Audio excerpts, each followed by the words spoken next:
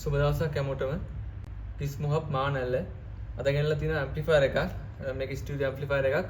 එක පැත්තක වොට් 60 ගානේ වොට් 120ක් තියෙනවා. ඒ වගේම මේකේ සබ් අවුට් එකක් තියෙනවා වොට් 150ක. ඒ වගේම මේකේ ෆන්ක්ෂන් විදිහට කියනවා නම් Bluetooth, USB, AUX in, ඒ වගේම pre out එකක් ගන්න පුළුවන්. මේ පැත්තේ බලපුවම volume knob එක, ඒ වගේම triple bass control කරන්න, ඊට sub out එකේ volume එක control කරන්න පුළුවන් මේ පැත්තෙන්. ඒකත් එක්කම මේකට ඇවිල්ලා තියෙනවා හොඳ quality remote එකක්.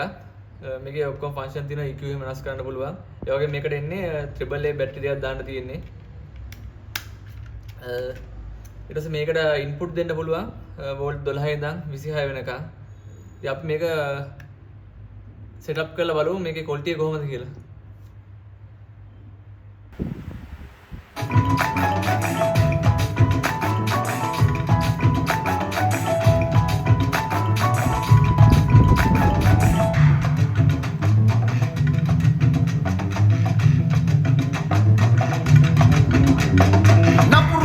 රවන් ඉන්න කවුද ගණන් ගන්නේ හිත පිරෙන්න නටන්න නම් තුනුල් වෙන්න ඕනේ නාපුරු කමට රවන් ඉන්න කවුද ගණන් ගන්නේ හිත පිරෙන්න නටන්න නම් තුනුල් වෙන්න ඕනේ ආහා මලක් පිපිලා මොනේ මලක් පිපිලා ඒ හලෝ මේ අහපන්න අපේ හොඳ කාලේ ආවයි නන්න තියා අපි යනකොට අරන් ඔහෙට යයිද කවුද දන්නේ කාලේ